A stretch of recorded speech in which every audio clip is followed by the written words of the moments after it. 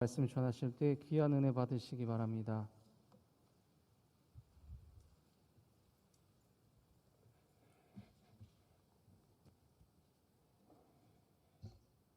우리 엘피스 앙상블이 은혜롭게 연주했습니다. 한 번 더 박수로 격려하겠습니다. 잠시 기도하고 하나님 말씀 듣습니다. 은혜로우신 주님, 이 시간 말씀하여 주시고 말씀 들을 때에 주의 영이 우리의 심령 속에서 약동하는 시간 되게 하여 주옵소서. 말씀 전하는 종을 주님께서 불쌍히 여기셔서 주의 말씀 손상 없이 운반하는 말씀의 운반자가 되게 하여 주옵소서. 말씀 들으며 마음속에 기쁨과 감사와 용기가 샘솟게 하여 주옵소서. 예수님 이름으로 기도하옵나이다. 아멘. 오늘 2부 예배 나오신 모든 분들 하나님의 은혜 가득하기를 축복합니다. 잘 오셨습니다. 5월은 가정의 달입니다. 가정의 달 마지막 주일에 저는 교회에 대한 이야기를 여러분들에게 해드리려고 합니다. 왜 교회 이야기냐? 왜 그러냐 그러면 교회는 큰 가정이기 때문에 그렇습니다. 자, 저를 따라서 하세요. 교회는 큰 가정입니다. 교회가 뭐 같으면 좋은가? 부부간에 사랑하고 부모 자식 간에 서로 존경하고 사랑하고 형제 자매 간에 우애하는, 그렇게 교회가 가정 같으면 아주 좋습니다. 그런 점에서 교회가 가정 같아야 된다는 그런 마음 가지고 교회에 대한 이야기를 할 건데, 예수님께서 생애 마지막 일주일 동안에 예루살렘에 입성하시고 폭포수 같은 설교들을 한꺼번에 쏟아내십니다. 마태복음 24장 25장에는 감람산 설교, 요한복음 13장 14장에서는 다락방 설교, 요한복음 15장 16장에서는 포도나무 설교. 그래서 성경 공부하신 분들은 감람산 설교, 다락방 설교, 포도나무 설교 앞 글자만 따가지고 예수님께서 감다포 설교하셨다, 그렇게 외우기도 했었습니다. 그렇게 설교를 마치신 다음에 정 목사가 설교를 한 25분 정도 하고 설교 끝에 설교 내용 가지고 기도하는 목회 기도를 하듯이 예수님께서 요한복음 17장에 대제사장으로서 목회적인 기도를 하십니다. 우리는 예수님의 기도하면 주기도문만 알고 있는데 주기도문만 있지는 않습니다. 오히려 요한복음 17장의 기도를 다시 한번 잘 새기면 하나님께서 교회에 대해서 뭘 바라시는지, 우리는 하나님께서 세우신 교회 안에서 어떤 자세를 가지고 살아야 되는지 알게 됩니다. 제가 오늘 그 영적인 교훈을 4가지로 말씀을 드리려고 합니다. 자, 1번 비춰줘 보세요. 같이 한번 읽겠습니다. 시작. 교회, 제자, 공동체. 20절 말씀입니다. 20절 같이 읽겠습니다. 시작. 내가 비옵는 것은 이 사람들만 위함이 아니요 또 그들의 말로 말미암아 나를 믿는 사람들도 위함이니. 예수님께서 설교하시면서 이 사람들이라고 지칭하신 이 사람들은 예수님의 제자 사도들을 이야기합니다. 그리고 제자들만 위한 것이 아니라 제자들의 말 때문에 예수님을 믿게 될 사람들까지 포함해서 예수님께서 기도를 하십니다. 이게 예수님의 제자들과 제자들의 말로 인해서 믿게 될 사람들을 다 합쳐서 뭐라고 이야기하냐 그러면 교회라 그렇게 이야기합니다. 자, 저를 따라서 하세요. 교회는 제자 공동체입니다. 제자들만 있었던 것이 아니라 제자들이 설교를 하고 그 설교를 들은 사람들이 예수님을 믿게 되면서 교회는 커져왔습니다. 지금 우리도 사도 베드로, 요한, 야고보 이런 사람들의 제자들의 설교부터 해서 우리까지 복음의 연결고리가 계속되어 있습니다. 워낙 시간이 길기 때문에 이 연결고리가 길게 이어져 왔지만 우리가 제자 공동체인 것은 분명한 사실입니다. 자, 저를 따라서 하세요. 우리 신흥교회는 제자 공동체입니다. 제자 공동체. 다시 이야기하면 제자들로 인해서 탄생한 공동체라는 말도 되지만 우리가 제자라는 뜻도 그 안엔 담겨 있습니다. 자, 저를 따라서 하세요. 우리는 제자입니다. 우리 교인 맞아. 우리 신자 맞아. 우리 나중에 죽게 되면 성도란 이름도 가져. 그것도 맞습니다. 그런데 우리 제자? 그러면 제자에서 의문 부호를 딱 붙여가지고 내가 제자가 맞나? 이런 생각들을 하게 되는 거예요. 왜냐 그러면 제자가 스승의 가르침을 따라 사는 사람이라는 정도는 알고 있는데 나는 예수님의 가르침을 잘 듣긴 들어도 그 가르침을 따라서 살지는 못한다는 그러한 자의식 속에 우리는 살고 있거든요. 그런데 제가 다시 한번 말씀드립니다. 자, 옆에 계신 분들 얼굴 보시면서요, 제자입니까? 그러면 한쪽에서는요, 그럼요, 그렇게 대답하시면 됩니다. 자, 두 분씩 한번 보세요. 자, 뒤에도 보시고 앞에도 보시고, 제자입니까? 예, 제자입니까? 하면 그럼요 하고 대답을 하셔야 된다니까요. 자, 여러분 저한테 제자입니까? 한번 물어봐 주세요. 자, 시작. 그럼요. 자, 제가 여러분들한테 묻겠습니다. 제자입니까? 예, 그런데 이 그럼요라는 말이 잘 안 나오는 이유는 우리가 제자 노릇 똑바로 잘 못하고 있다라는 그러한 안타까움이 있기 때문에 그렇습니다. 아, 나 예수님의 가르침 알긴 아는데 그 가르침 따라서 못 살았어. 여러분, 못 살아도요, 우리가 치열하게 예수님의 제자 노릇 감당하면서 살아내는 제자 공동체인 건 분명합니다. 자, 저를 따라서 하세요. 우리는 예수님의 제자입니다. 예, 예수님의 가르침이 하나, 예수님을 믿는 믿음이 하나, 예수님을 향한 고백이 하나. 그래서 우리는 교회, 제자 공동체입니다. 자, 그런데 이렇게 교회 제자 공동체는 무엇을 추구해야 되는가? 2번 말씀. 2번 같이 한번 읽겠습니다. 시작. 하나님 안에 하나. 예, 21절 말씀 읽습니다. 같이 한번 읽겠습니다. 시작. 아버지여, 아버지께서 내 안에 내가 아버지 안에 있는 것 같이 그들도 다 하나가 되어 우리 안에 있게 하사 세상으로 아버지께서 나를 보내신 것을 믿게 하옵소서. 아멘. 여기 보면 네 번째 줄, 다섯 번째 줄이 굉장히 중요합니다. 자, 네 번째 줄 같이 한번 읽겠습니다. 시작. 그들도 다 하나가 되어, 예수님의 제자들도 다 하나가 되어, 그 다음에 다섯 번째 줄, 우리 안에 있게 하사. 여기서 말하는 우리가 하나님, 예수님, 성령님을 지칭한다는 사실을 우리는 예감적으로 딱 알고 있습니다. 우리는 하나님을 홀로 계시다 이렇게 표현하는데 그 표현이 잘못된 건 아닙니다. 그럼에도 불구하고 하나님은 복수 개념을 쓰시는 분들입니다. 제가 분들이라고 이야기했습니다. 성부 하나님, 성자 예수님, 성령 하나님이 한 분, 예수님께서 아버지 하나님과 자신이 우리가 된다는 사실을 직접 21절에서 말씀하고 계십니다. 자, 저를 따라서 하세요. 우리 하나님은 우리이신 하나님이십니다. 예, 우리이신 하나님. 하나님이 한 분 단수가 아니라 복수라는 사실, 그리고 우리라는 사실, 그 하나님 안에 갈등과 분열이 없다는 사실을 우리는 알고 있습니다. 여러분, 제가 어느 날 기도를 하는데 성령께서 저한테 쓱 임재하셔서 물으시는 거예요. 정 목사, 아까 예수님 왔다 가셨어? 왔다 갔는데요. 뭐라고 말씀하시디? 이렇게 저렇게 말씀하시던데요. 성령님께서 야, 아까 예수님이 말한 것은 다 뻥이야. 그 말 믿지 말고 내 말만 들어야 돼. 여러분, 정 목사가 이런 식으로 은혜 받겠습니까? 이건 제 머릿속에서나 가능한 일이지 이런 건 없어요. 예수님은 이 땅에 오셔서 하나님이 어떤 분이신지를 당신의 삶을 통해서 우리에게 보여주셨어요. 예수님이 승천하시고 성령님께서 오셔서 예수님께서 어떤 분이신지를 성령님께서 우리에게 말씀해 주세요. 하나님과 예수님과 성령님 안에 어떤 갈등과 분열도 없어요. 불일치도 없어요. 완벽하게 하나님은 우리를 이루셨어요. 이래서 우리는 하나님을 이렇게 표현할 수 있습니다. 자, 저를 따라서 하세요. 삼위일체 하나님은 완벽하게 하나이십니다. 예, 그런데 그렇게 완벽하게 우리이신 하나이신 하나님 안에 있는 방법이 뭐냐 그러면 21절 여러분들이 보시는 네 번째, 그들도 다 뭐가 돼요? 하나가 돼요. 교회 공동체가 하나라는 거예요.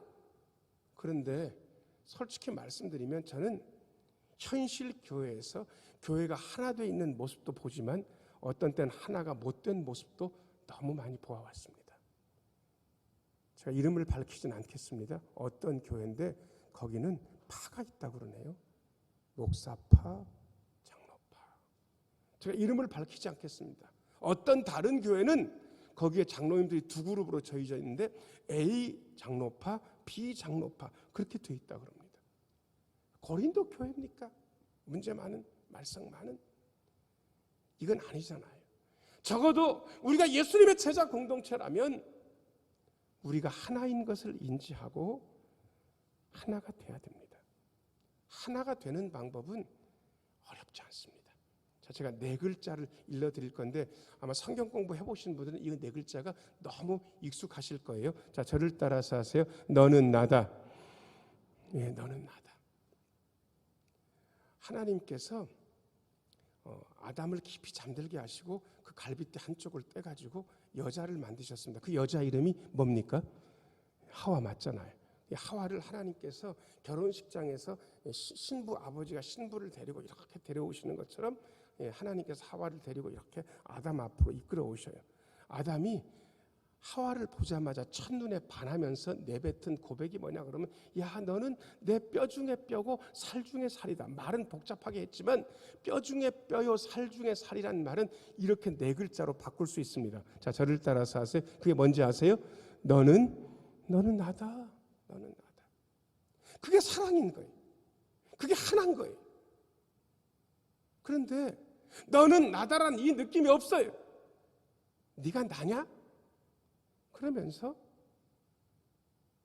배척해요. 갈등과 분열을 일으켜요. 심지어 아담과 하와 사이에도 죄를 짓고 나니까 분열이 있었습니다. 하나님께서 선악과를 따먹은 두 사람에게 오셔가지고 내가 어째서 이렇게 내가 먹지 말라고 한 선악과를 따먹었느냐. 그러면 아담과 하와가 너는 나라고 서로 생각하고 그랬으면 아담이 앞으로 나서서 하나님 죄송합니다. 제 잘못입니다. 제가 따먹었습니다. 이렇게 말하면 끝나는 거예요. 그런데 아담은 그렇지 않았어요. 죄를 짓고 나니까 옆에 있는 여자를 가리키면서 뭐라고 얘기하냐 그러면 너는 나다. 아까 분명 그렇게 얘기했는데 하나님께서 제게 주셔서 저하고 함께 하신 이 여자가 저를 꼬드겼고 저는 이 여자 때문에 선악과를 따먹었습니다. 이렇게 핑계를 대는 거예요. 너는 나다가 사라져버리고 말았습니다.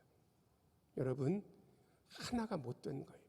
그래서 죄를 지은 이후로 인간의 모든 공동체는 하나가 되기가 힘들어요.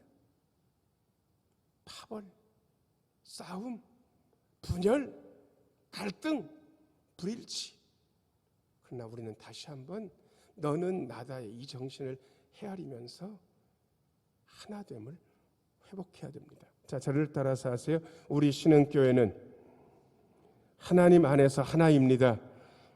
예, 우리 신흥교회 제자 공동체, 우리 신흥교회 하나님 안에서 하나. 자, 이 하나됨을 위해서 중요하게 깨달아야 되는 게 있는데 3번입니다. 3번 같이 한번 읽겠습니다. 시작.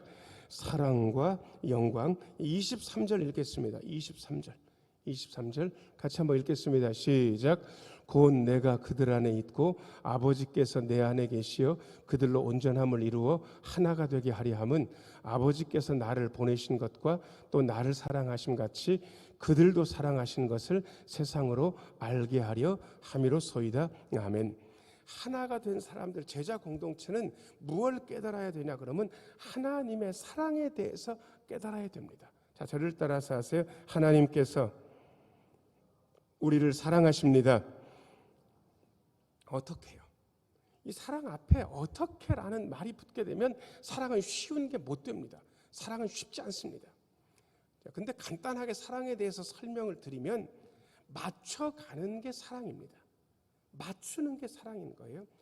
5월 어린이날 지나셨는데 어린이날 되면 보통 애들 데리고 만난 식당에 가가지고 외식을 하잖아요. 그런데 부모님은 뭘 먹고 싶냐 그러면 몸에 좋은 백숙 같은 거 먹고 싶은 거예요. 그런데 애들은 유치원생, 초등학생인데 여러분 애들 보고 몸에 좋은 백숙 먹으러 가자 그러면 애들이 좋아해요? 펄쩍 뛰면서 싫어해요?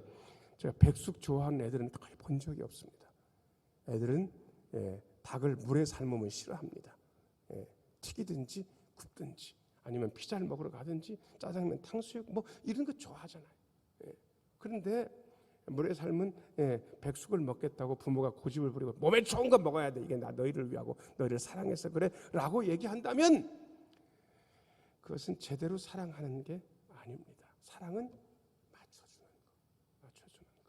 여러분 아이가 태어나면 아이를 사랑하잖아. 그래서 아이한테 시설을 맞춰요. 이렇게 고개를 맞추고 그 다음에 애가 뒤집으면 아이고야 나는 걸어다닌다. 너는 뒤집는 것밖에 못하냐. 이렇게 말하는 부모는 부모가 아니에요. 세상을 얻은 것처럼 우리 애가 뒤집었다고 전화도 해요. 세상이 옆에 있는 분들한테. 그 집 애가 뒤집은 건 그 집 부모나 큰일이지 옆집 부모는 큰일도 아니에요. 뒤집었대 자기네 애가. 귀엽다고 좋아하고 걷는다고 좋아하고 입 대면 좋아하고 그리고 말도 맞추잖아요. 맘만 먹을까? 여러분 맘마라는 말 쓰세요. 여러분들끼리 잘 안 쓰잖아요. 애한테 맞추는 거예요. 사랑은 맞추는 거예요. 누가 제일 맞추셨냐? 그러면 하나님께서 우리에게 제일 많이 맞추셔요. 저는 인간의 언어가 부족한 수단이라는 것을 잘 알고 있습니다. 하나님도 알고 계세요. 여러분 옆에 있는 분들한테 여러분들의 감정을 설명해 보세요. 그게 말로 잘 되는가? 말이 얼마나 부족한 도구인데. 그런데 하나님께서 당신의 뜻을 설명하기 위해서 아주 부족한 도구인 언어를 쓰셔서 성경을 만드셨어요.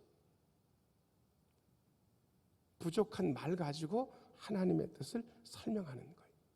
이게 적응이에요. 자, 저를 따라서 하세요. 사랑은 적응하는 것입니다. 예, 사랑을 가진 사람이 사랑을 아직 못 배운 사람에게 적응하는 거. 눈높이를 맞추는 거. 여러분, 하나님께서 우리에게 어떻게 적응하셨습니까?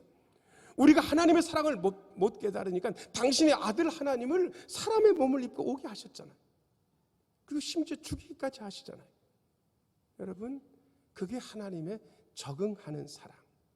여러분, 그래서 우리도 적응하는 사랑을 해야 돼요. 유치부, 아동부 선생님들 적응하는 거 한번 들어보실래요? 여러분 유치부 앞에 한번 앉아 계세요. 애들이 오면 유치부 선생님들이랑 옆에 계신 분들이 얼마나 환영하는. 아이고 누구 왔어? 오늘은 공주님 같으네. 예. 여러분 제가 보기에 썩 뭐 공주 같지도 않아요. 근데 치마 입고 왔다고 공주 같다고 막 그렇게 잘생겼다고 칭찬해주고 오늘 왜 그렇게 멋지냐고 칭찬해주고. 여러분 적응하는 거예요. 적응하는 거. 교사가 아이들한테 적응합니다. 구역장 인도자가 구역원들한테 적응합니다. 찬양대 지휘자가 찬양대에게 적응하는 거예요. 담임 목사가 여러분들에게 적응해서 맞춰가면서 하는 거예요. 여러분 그게 사랑이에요. 그 위대하신 사랑을 우리 하나님께서 하셨어요. 그래서 그 위대하신 사랑을 제대로 알아야 됩니다. 자, 저를 따라서 하세요. 우리는 하나님의 사랑을 깨닫습니다. 하나님의 사랑. 그 다음에 또 중요한 단어가 영광인데 24절 말씀. 24절 같이 한번 읽겠습니다. 시작. 아버지여 내게 주신 자도 나 있는 곳에 나와 함께 있어 아버지께서 창세전부터 나를 사랑하심으로 내게 주신 나의 영광을 그들로 보게 하시기를 원하옵나이다. 하나님께서 예수님에게 영광을 주셨어요. 그리고 그 영광을 우리도 보게 되기를 원한다고 예수님께서 기도하셨는데 우리도 영광스럽게 되는 거예요.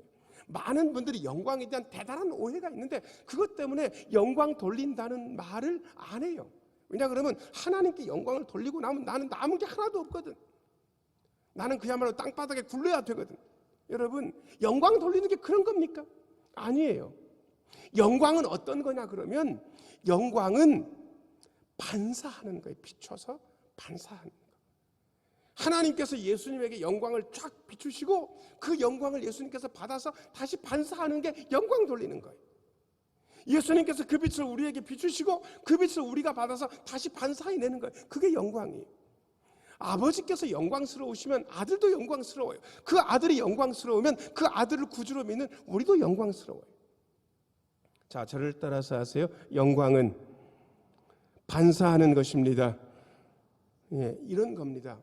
제가 새벽 예배 끝나고 기도 마치고 해수욕장 걸은 지가 거의 뭐 한 3년 넘었습니다. 그렇게 걸어요. 그런데 그렇게 걸으면 인사를 해야 하잖아요. 동네 분들이 오게 되면. 근데 요즘 들어서 동네 분들만 걷는 게 아니라 동네 분들이 아닌 관광객들도 걸는데 다 인사하려고 그러면 되게 어렵습니다. 그리고 어떤 때는요. 제가 인사해도 동네 분들은 잘 받아주시는데 제가 누군지를 대부분 아니까. 그런데 어떤 분들은 힐끗 보고 그냥 지나가요. 그러면 인사한 저는 뭐가 됩니까? 뻘쭘하잖아요.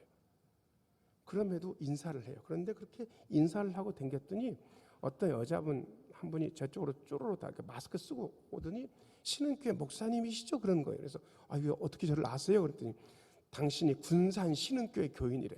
그리고 우리 교회 교인 어느 권사님을 한 분 아는데 목사님 설교를 주일날 와가지고 몇 번 들은 적이 있다는 거예요. 자기한테 인사를 걸어주는 사람이 없는데 목사님이 새벽에 자기한테 유일하게 인사를 해주는 사람이래요. 여러분, 그 순간 저는 누구를 반사해낸 겁니까? 하나님을 반사한 거예요. 제가 인사 안 했으면 하나님을 반사하지 못하는 게 되는 거예요. 여러분, 영광 돌린다는 말은 그런 말이에요. 어떤 분들이 우리의 언행을 보고 예수 믿는다는 게, 이러면 하나님의 영광을 비춘 게 아닙니다. 제가요, 전도사 때 하나님을 욕 돌린 적이 있잖아요. 운전면허를 따고 나서 교회 와서 운전면허를 땄습니다. 그래서 운전을 살살 하면서 운전이 조금 자신이 붙었어요. 교회 제일 큰 봉고차를 가지고 여기저기 일도 하고 신방도 하는데, 그때 목사님이 기도원 다녀오라고 그래가지고 기도원을 봉고차 끌고 이렇게 가고 있었는데 길을 잘못 들은 거예요. 그래서 유턴하는 해야 될 것 같은데 너무 먼 거예요. 거기까지 가려니까. 그러니까 차도 안 오니까 세상에 교회 봉고차 옆에 교회라고 딱 쓰였는데 확 돌려가지고 난 내 길 간다고 그러는데 저쪽 뒤에서 다른 봉고차 하나가 쏜살같이 쫙 오더니 제 봉고차 앞을 이렇게 막으면서 비상깜빡 켜면 저도 서야 되잖아요. 그런데 그 양반이 세상에 운전석 유리창을 내리고요, 저를 손가락질 하면서 뭐라고 얘기한지 아세요? 교회 차를 운전하는 새끼가 그딴 식으로 운전한다고, 그리고 욕 한마디 하고 가버렸어요. 제가요, 그날 너무 충격받았습니다. 기도관 가서 일 보고요, 집에 교회 오니까 잠이 안 오는 거예요. 본당에 혼자 있었으니까 들어가서 문 닫아 걸고 이렇게 앉아 있는데 눈물이 나오는 거예요. 훌쩍훌쩍 울면서 제가 하나님께 기도했습니다. 하나님, 잘못했습니다. 제가 앞으로 교인들 모시고 운전도 많이 하고 그래야 되는데 제가 진짜 잘못했습니다. 그때는 제가 하나님께 영광 돌린 게 아니에요. 실수하지 말라고 하나님께서 천사를 보내셔서 저한테 꾸짖으셨다고 저는 지금까지도 믿고 있습니다. 여러분, 하나님을 영광에 낸다라는 말이 이제 이해가 되는 거예요. 여러분, 이게 하나님의 성품을 반사하는 거. 자, 저를 따라서 하세요. 하나님을 영광에 내게 하소서. 하나님을 딱 받아서 하나님을 비추고 우리의 언행을 보고 우리의 표정과 우리의 자세를 보고 하나님이 느껴지면 그건 하나님을 제대로 영광한 게 되는 거예요. 여러분, 그게 하나님의 사랑과 영광인 거예요. 자, 그 다음에 네 번째 4번 같이 한번 읽겠습니다. 시작. 온전한 암, 온전한 지각. 25절 말씀, 25절 같이 한번 읽겠습니다. 시작.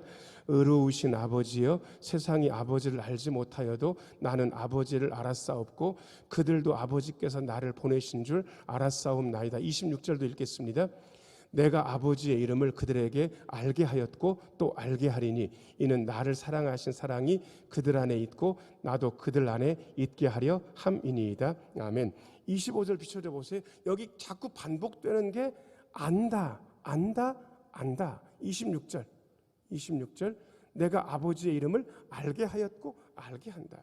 우리의 신앙생활이 뭔지 아세요? 하나님을 알아가는 것이 우리의 신앙생활이에요. 자, 저를 따라서 하세요. 우리의 신앙생활은 하나님을 알아가는 것입니다. 여러분, 제가 18살에 믿었던 하나님의 모습과 지금 제가 믿는 하나님의 모습이 다릅니다. 앞으로 10년이 지난 다음에 제가 여러분들한테 하나님은 이런 분입니다 라고 고백하는 게 다를 수밖에 없습니다. 그게 같다면 저는 일도 진보하지 못한 거예요. 그런데 저는 하나님에 대한 이해가 조금씩 넓어지고 있습니다. 때때로 어려움을 겪으면서 교회에 많은 일들을 겪어내면서 하나님에 대해서 좀 더 알게 됐습니다. 욥은 부자로만 살 때는 하나님에 대해서 잘 몰랐습니다.